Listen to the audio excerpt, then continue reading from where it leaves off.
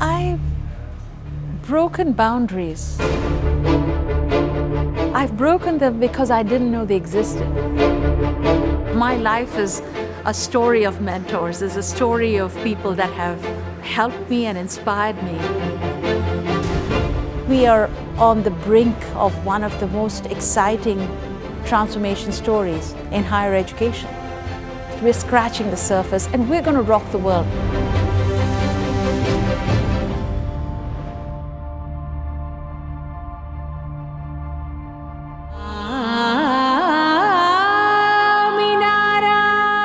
I want to tell you, this is the most exciting place for me to be at NYU and at NYU Tandem. In fact, my notebook says, think like an artist.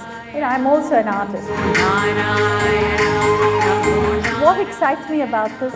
That you would use your minds, these brilliant minds that we went out and found.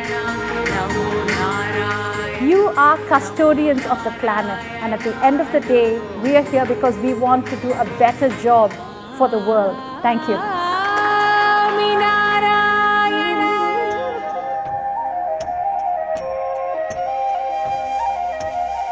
I was born in a very small town at that time in India, Madras. I guess it was the fourth largest city, but it's a very simple town.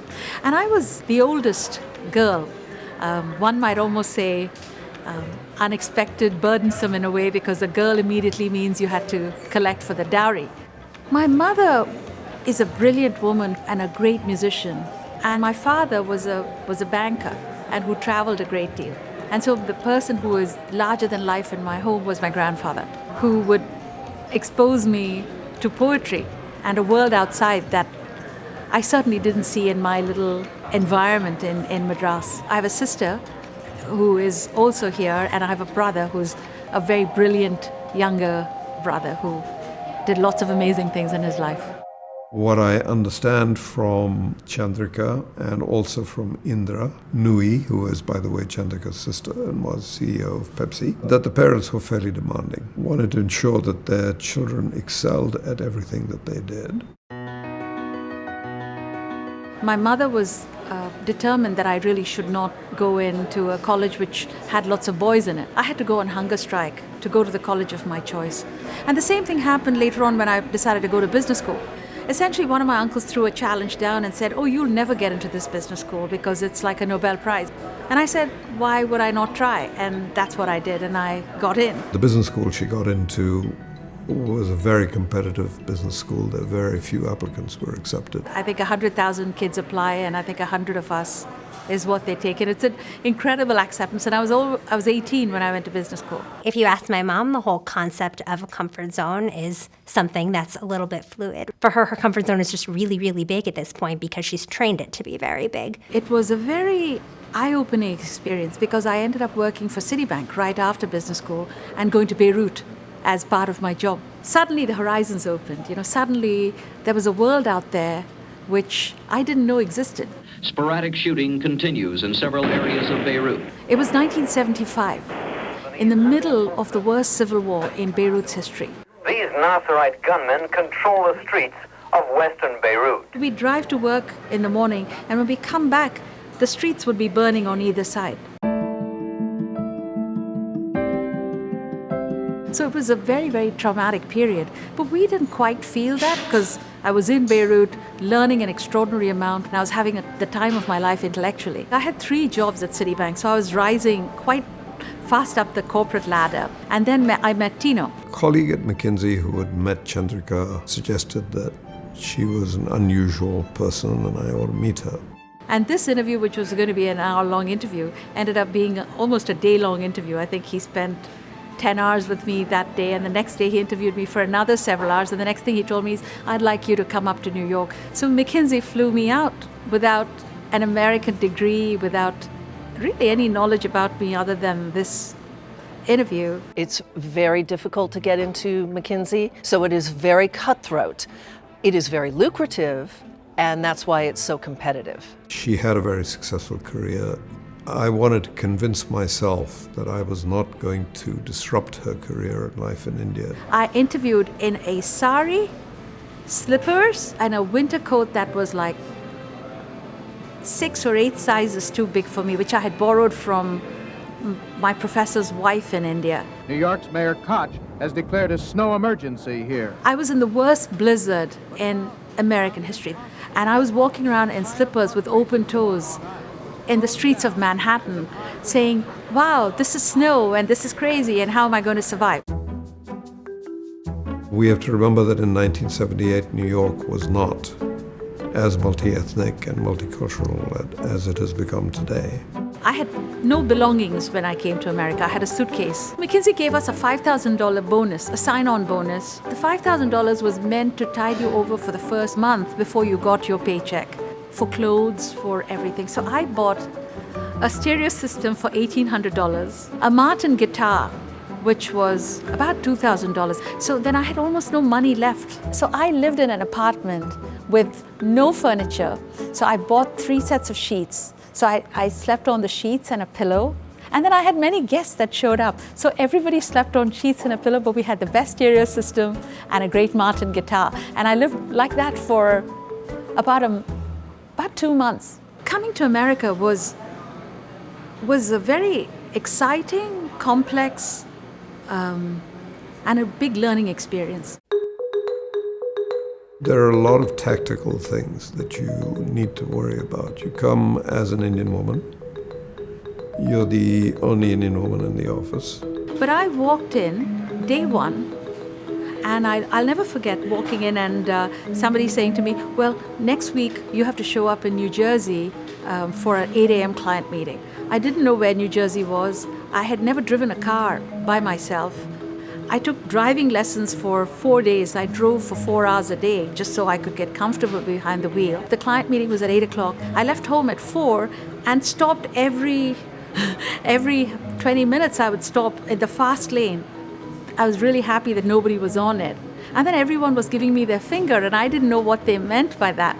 But I just thought they were waving to me, and I would stop and wave back, and literally, and it took me about 2 hours or 3 hours to get to my client appointment. I think women at that time had to be risk takers in order to succeed, because there were so few women that were out there in business, in banking, in consulting.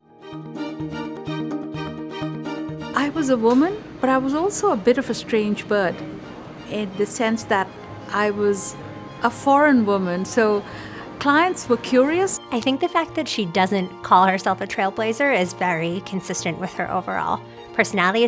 She does it all, and she's very matter-of-fact about everything she does. She's very unassuming. I sort of wasn't completely thinking of myself as a pioneer or paving the way, but I will say that I was the first partner to have a baby and woman partner to have a baby. It is really hard to overstate the impact of a gift like this. My life is a story of people that have helped me and inspired me in so many ways.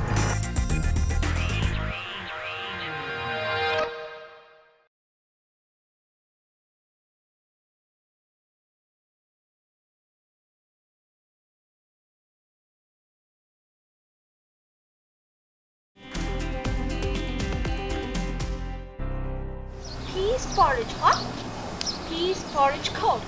Funnily enough, I was actually the first McKinsey baby, since my mom was the first pregnant partner at McKinsey. It's part of life. You know, it's complicated, but it's part of life. And we have to own the totality of who we are. It's not just one dimension.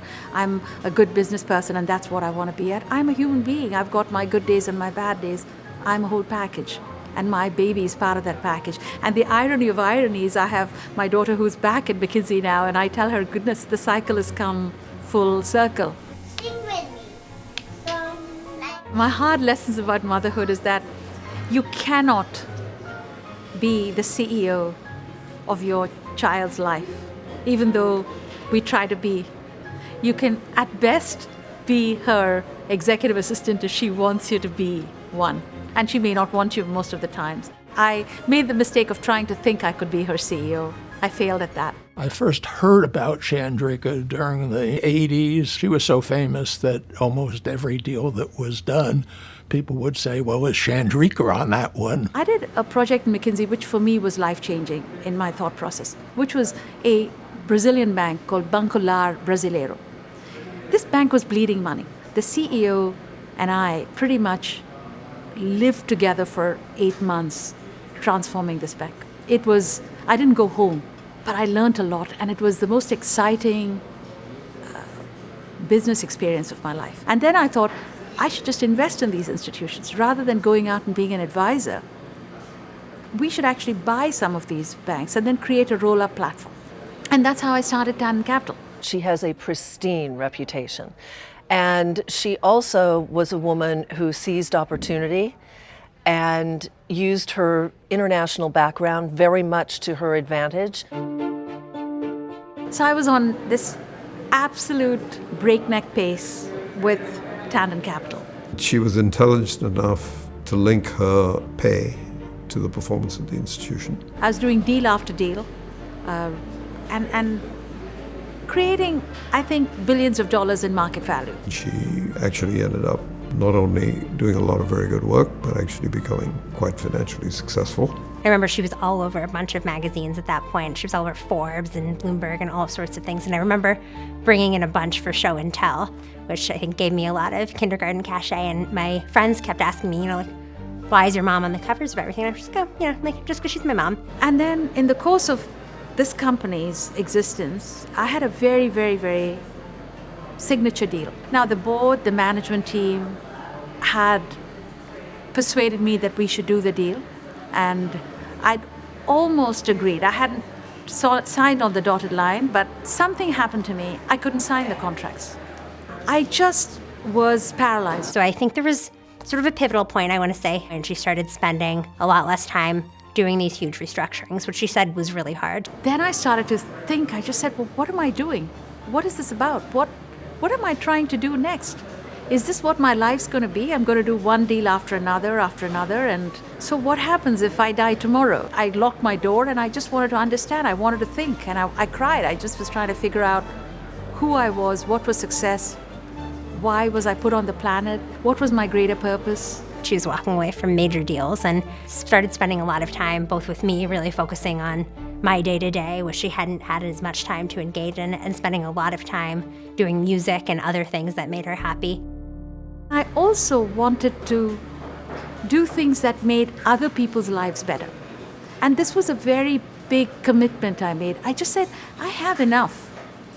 And I want to really do something meaningful, something that can consciously refocus impact, not on clients, but on institutions that were serving a higher purpose. And that's what got me to NYU. Please welcome Chairperson of the New York University Tandon School of Engineering Board of Overseers, Chandrika Tandon. Bravery is putting your foot in front of you and trying to take your knowledge and apply it in other areas where you think you can be helpful. She had this bravery of spirit and, bravery of heart to think big thoughts and think what is possible if you bring an engineering school or technology school into NYU. And she and her husband, Rajan, made a very large contribution. Indian Americans Chandrika and Ranjan Tandon have donated $100 million, that's 650 crore rupees, to New York University School of Engineering. It is really hard to overstate the impact of a gift like this. The fact that somebody believed in us this much to give such a transformative gift is incredible. She was more interested in what we could do with the school and how we could make it better than talking about the money. We have many, a high percentage of first-generation families, a high percentage of students on aid, 43% women in the entering class. We are not just changing individuals' lives, we are changing generations. So we're in the maker space of the NYU Tandon School of Engineering. And this is a space we created a couple of years ago because we wanted to give students an opportunity to be able to create projects, work together, and actually have live projects that over the course of their 4 years that they're here. She spends countless hours here at Tandon with students and remembers their projects and remembers them by name and answers their emails. We have the opportunity with some of our pockets of research to truly make the world a better place. I see the power of the young minds, and I want to give them these untold gifts of this unbounded courage, this endless optimism, this sense that it's possible. When you talk to these kids and they realize that somebody whose name is on the mast of the school comes and talks to them, that goes a long way. These kids will not forget it. I know how many people have made a difference in my life. My life is a story of mentors, is a story of people that have helped me and inspired me in so many ways, by conscious and unconscious acts. So the fact that, in my little way that I can do that, I feel privileged. Music is what I am. Everything else is what I do. An Indian person would hear it and say, well, that's not really Indian classical music. And an American hears it and hears the Brazilian and Indian influence. In my meditation, I was inspired to make my second album, which was nominated for a Grammy. And how shocking is that?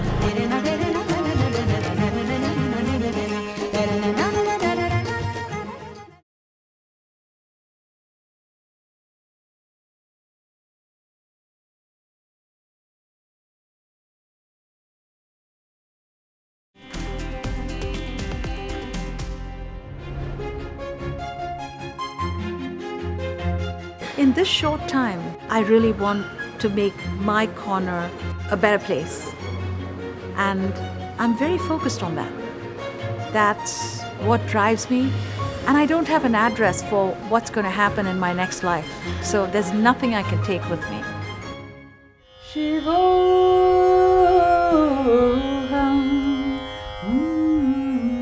I sang before I could speak. I sang before I could walk. I say to myself, music is what I am, everything else is what I do.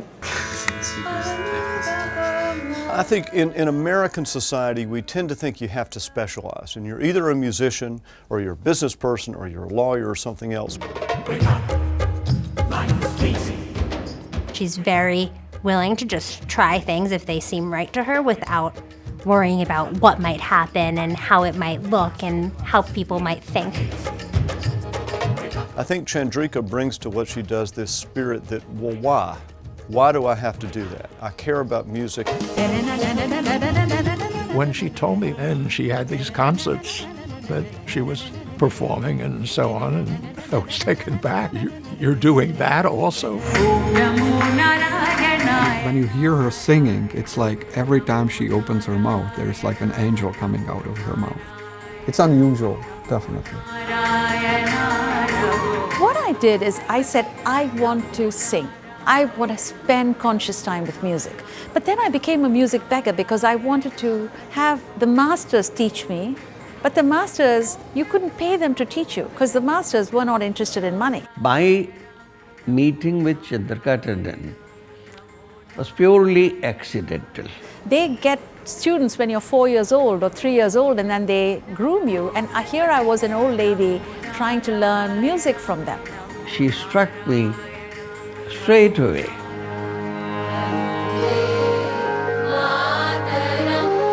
So I would go to India, in between my client work or schedules, and then I would sing for 12 hours a day. Whatever she did at a very, very high level. My father-in-law was turning 90, and I wanted to give him a gift. And what do you give somebody who's turning 90? He's not interested in material possessions. So I said, why don't I just make an album, just a homegrown album of my own compositions of his favorite chant. And that's what started my album making career.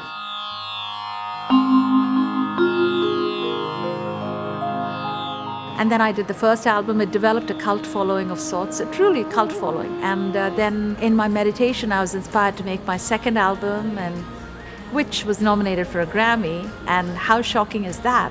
Because I ended up being nominated with my heroes.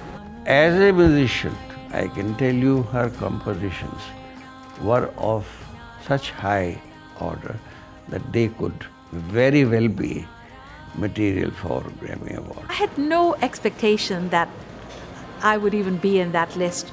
So I was looking at the list to see which of my other friends had been nominated. And then I go through World Music, and there my album was. I literally was screaming to my husband, because we were the only two in the house at that time, saying, I think there's a mistake. I think there's something wrong.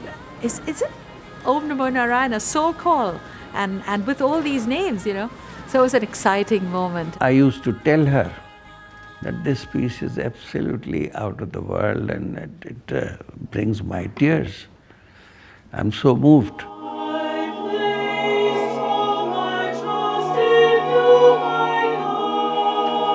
The styles that she embraces are very global.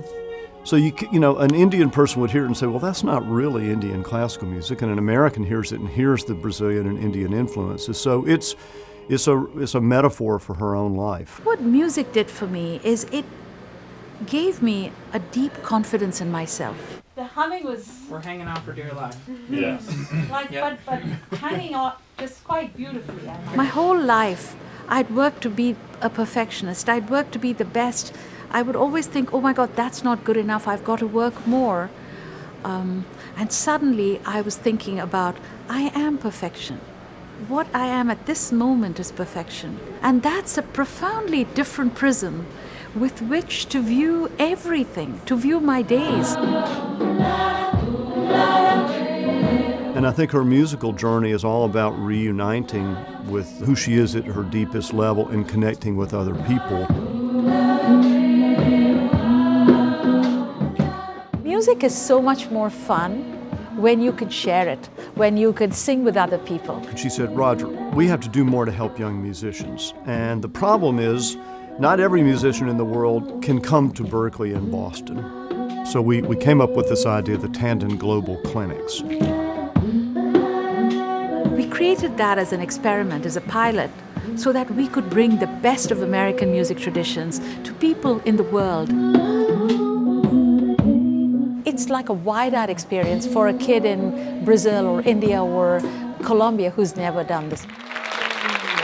We were able, with Chandrika's leadership and resources, to bring that education to the parts of the world that would not normally have that access to it. It doesn't matter what gifts you have, but when you share those gifts, whether it's music, whether it's your resources, whether it's money, whether it's your time, you're the one that's enriched. It reoriented my entire path to a path of service, which is what I've been on in the last 20 years. I describe myself as a very happy person inside. It may not be how I would have described myself 20 years ago, but if I died today, I would die complete. If you had asked me 18 years ago, okay, you're going to give up a particular intensity of what you're going to do, or give up this great deal, everything seems like a terrific opportunity at that time. But in hindsight, a trajectory was unfolding which I could not have known. My five senses were incompetent to comprehend that. And I think she was one of those people who was driven and relentless in her youth. Sometimes when you do that, some of your own humanity gets put on the side burner to pursue your goals. She is always willing to try something new, even if it's not the comfortable, easy option.